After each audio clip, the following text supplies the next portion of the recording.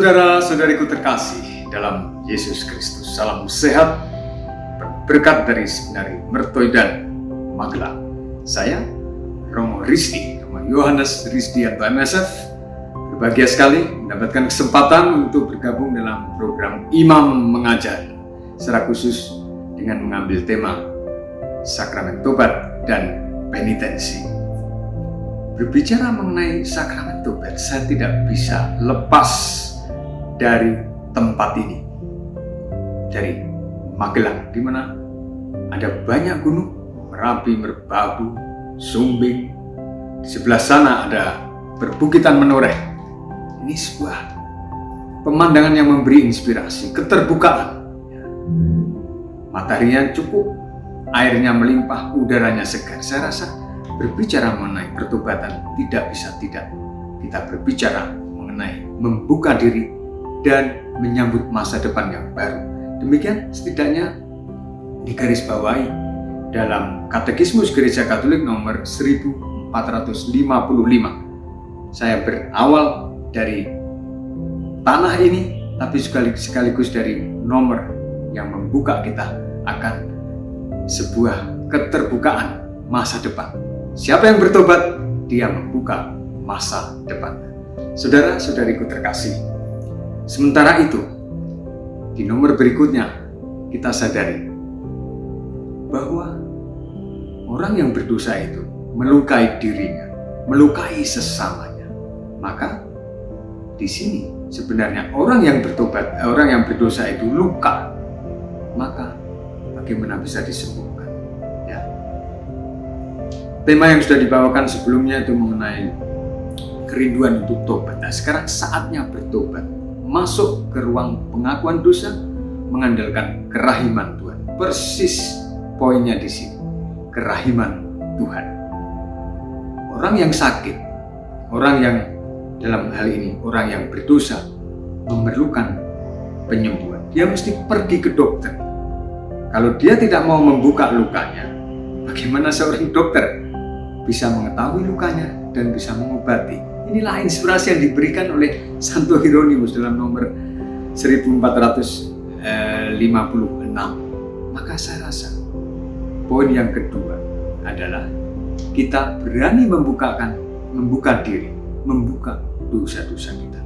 Dengan jujur kita mengungkapkan, biarlah kerahiman Tuhan menyembuhkan kita. Melalui dokter iman, para imam sendiri, para romo pastor, kita lalu disembuhkan oleh Tuhan sendiri melalui pelayanan itu. Saudara-saudariku sekalian, sementara itu Gereja Katolik mengajarkan juga setidak-tidaknya kita mengaku dosa ya setahun sekali, setidak-tidaknya. Tapi saya mengajak Anda untuk lebih sering. Karena apa? Ini sakramen penyembuhan, sakramen rekonsiliasi. Anda yang sudah rindu untuk bertobat, ayo segera bertobat. Jangan tunggu setahun lagi. Sekarang juga bertobatlah, sebab kerahiman Tuhan selalu menanti Anda. Sementara itu, saudara-saudariku yang terkasih, di nomor berikutnya 1458. Selain dosa-dosa berat yang mesti diakukan tadi, bagaimana sikap kita dengan dosa-dosa ringan? Dosa-dosa ringan itu tetap dosa, maka perlu diakukan. Bahkan kalau kita rajin mengaku dosa, katakanlah sebulan sekali, kita membangun habitus yang baru. Hati nurani kita disegarkan, dibangkitkan, dihidupkan kembali. Biarlah kita disembuhkan oleh Kristus dan tumbuh menjadi pohon-pohon yang sehat. Dan buah-buahnya lezat, buah-buahnya bisa dibagikan pada saudara-saudari kita.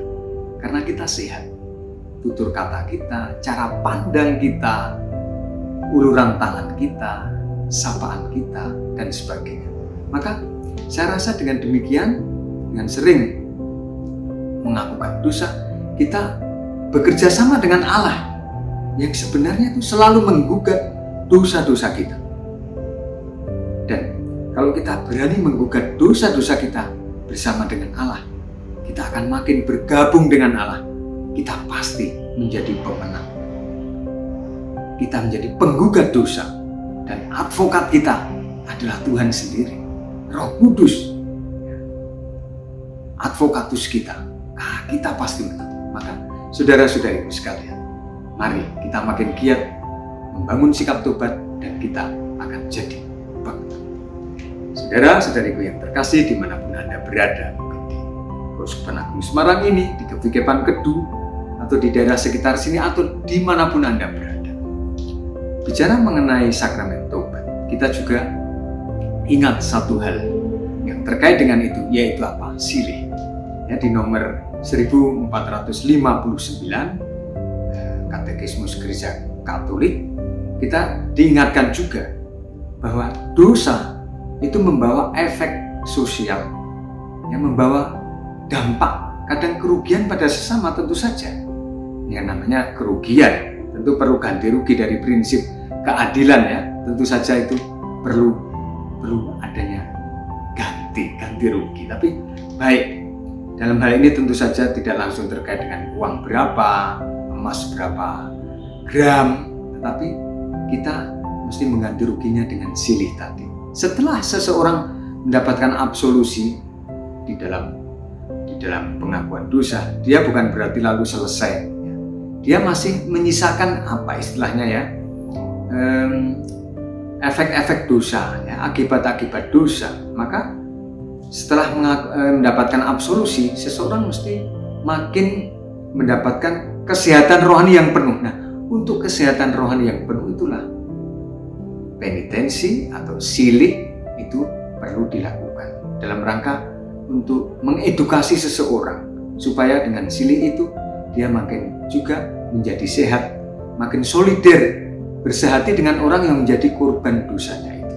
Barangkali pencemaran nama baik atau ejekan, itu kan dampaknya masih dirasakan oleh teman kita, oleh saudara kita.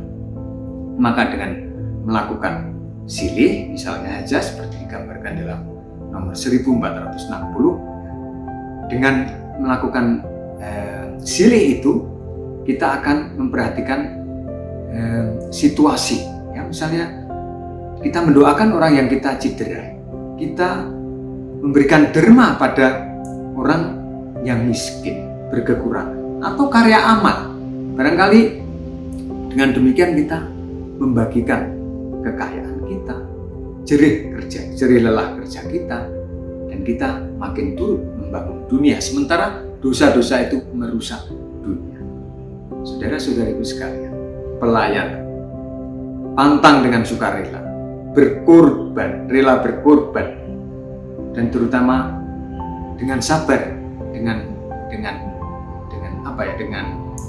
rela menerima atau memikul salib kita pun dengan demikian makin menjadi sahabat Tuhan, makin menjadi sahabat sesama kita, saudara kita, teman kita, tetangga kita, teman sekolah, teman seperjalanan. Tapi ingat, kalau kita sudah bisa mewujudkan silih atau penitensi tadi, kita jangan jatuh dalam kesombongan, sebab semuanya ini berawal dari kerahiman Tuhan, kemurahan hati Tuhan.